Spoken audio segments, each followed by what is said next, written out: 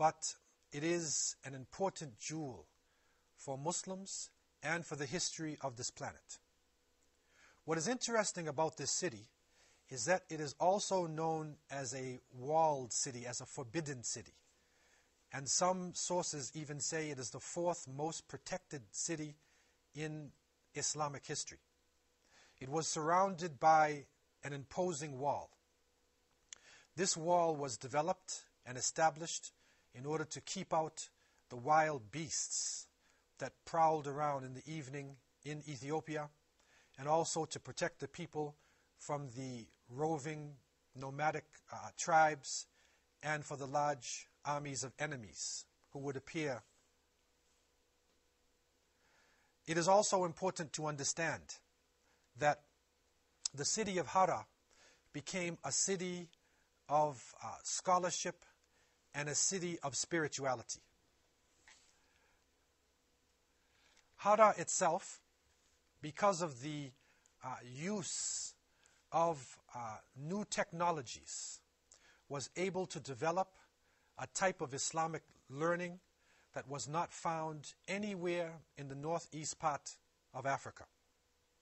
For the people of the Horn of Africa, Hara was a type of Mecca of knowledge. Hara was a forbidden city. Hara was a mysterious city. And above all, it was a city of high spirituality and scholarship. It is reported that up until the 19th century, no non-Muslim ever stepped foot in Hara itself.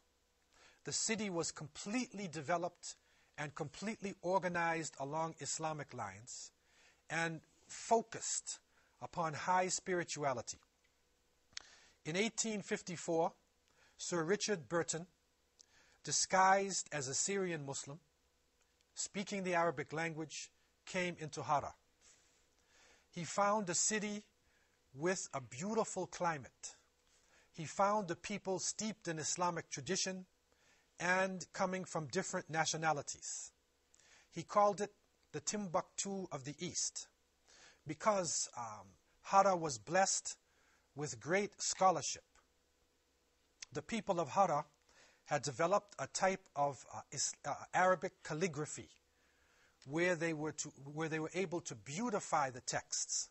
They were able to bring the classical writings of scholars in such a way that it was pleasing to the eyes. And it is reported that the textbooks from Hara were sought after by the great rulers in the Islamic world, and the Ottoman sultans way up in Istanbul would always ask for the Quran or for the texts of the scholars from the people of Hara.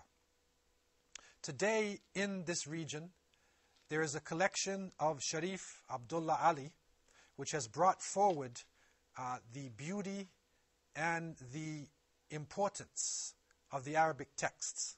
And so we find texts dealing with different subjects. We find the tafsir, the explanation of the Quran. We find hadith, great books of the sayings of the Prophet Muhammad, peace be upon him. We find classical books in Islamic jurisprudence. We find the writings of great poets. We also find books on geography, mathematics, on philosophy.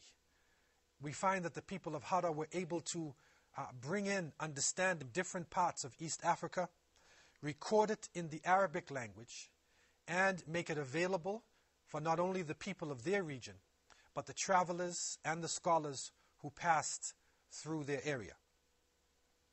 Hara was recognized for the beauty of its architecture.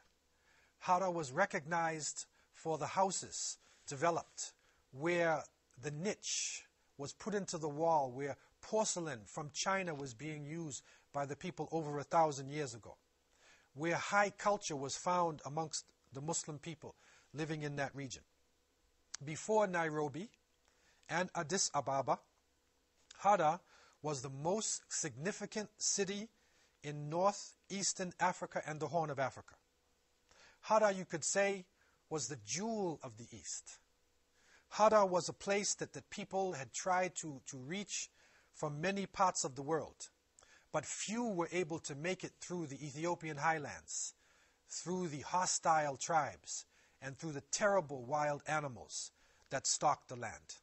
But those who made it to Hara found a beautiful culture, and they found not only scholarship, but they found basket weaving. They found beautiful clothing. And surprisingly enough, they even found the smallest coins in the world. It is said that the coins minted in Hara with the Arabic language were some of the most beautiful tiny coins ever to be found. And the people of East Africa benefited from these coins. The people of other parts of the world eventually would find this tiny coin with La ilaha illallah on one side, which is there is no God but Allah, and Muhammad Rasulullah sallallahu on the other side, written in such a tiny way that you need to have a special lens in order to read this. Imagine, this was being done over 800 years ago in the mysterious city of Hara. Another important aspect about the culture of the people living in this region was the relationship of the men to the women. The women of Hara played a very crucial role in the running of the city. The women of Hara were known for their strong personalities and also their skills in trade. The marketplace was controlled by the women.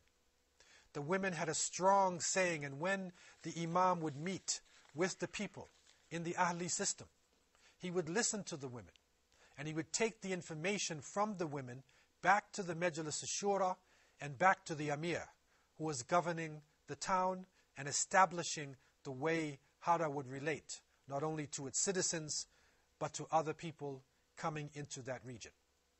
And so Hara played a very important role in the Horn of Africa during this time. When we look at Hara in relationship to modern-day Ethiopia, we find that before the building of Addis Ababa, that most of the high culture of Ethiopia actually came from Hara. This is a surprise to many people because when Ethiopia is mentioned, normally people would think about the Christians of Ethiopia. If they don't think about the Christians, then they may even think about the droughts. They may think about famine. They may think about crisis.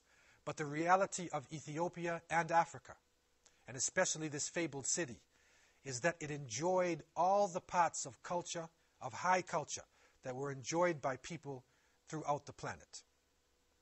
Hararis, the people coming out of this region, not only organized their own life to a high level, but they also helped to develop the city of Addis Ababa. They were involved in carpentry. They were masons in the building of the city. They were involved in the organization of the streets.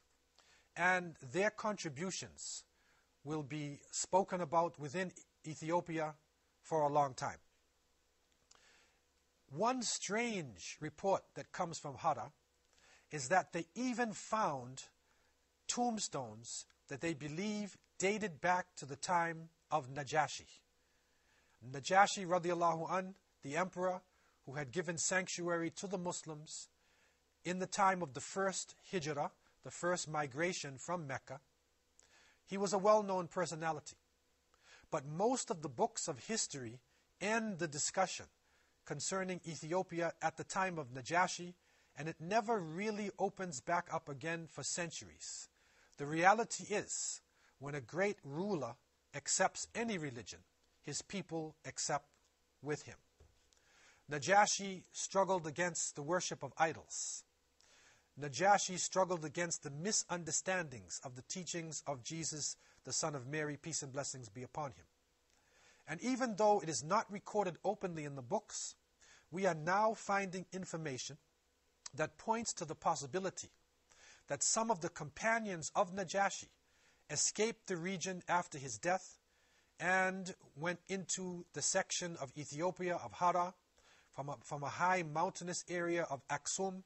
They went down into Hara, which is now in the southeast area in Ethiopia, and they helped to develop this mysterious city, which is now coming to the surface as an important capital for Islamic scholarship and Islamic culture. And so we look again at the history of Africa. When we look in objective eyes, when we really look at the sources, we recognize that the misunderstandings coming out of history, when dishonest historians would say that Africa had no civilization, that Africa did nothing towards the onward flow of humanity, this misunderstanding needs to be corrected. Young scholars with objective minds need to now enter into the languages of Africa, the languages of the Middle East, to understand this rich history and what it had to give to the people in early times. Today in Ethiopia, Muslims make up somewhere between 40 to 60% of the population.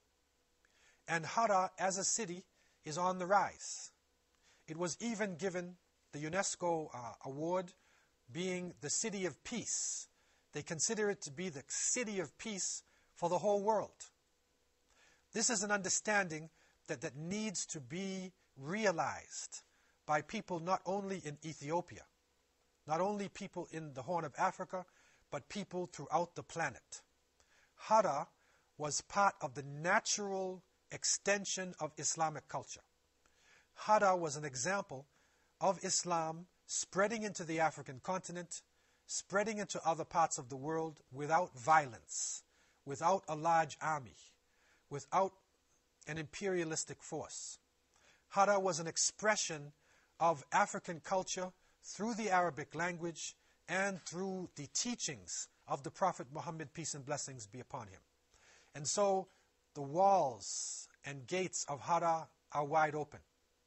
The forbidden city has now become an open city. And the people of Huda and Ethiopia and the Horn of Africa will play, God willing, an important role in the onward flow of Islam, and we believe also in raising up African culture in this world. And so we look again to the lights coming to us from untold stories in world history. These gems of wisdom need to come out of their treasure chests. People need to begin to go through the surface of their history books and really dig deeply into the stories and history of this planet. I leave you with this thought, and I leave you in peace. Assalamu alaikum wa rahmatullahi wa barakatuh.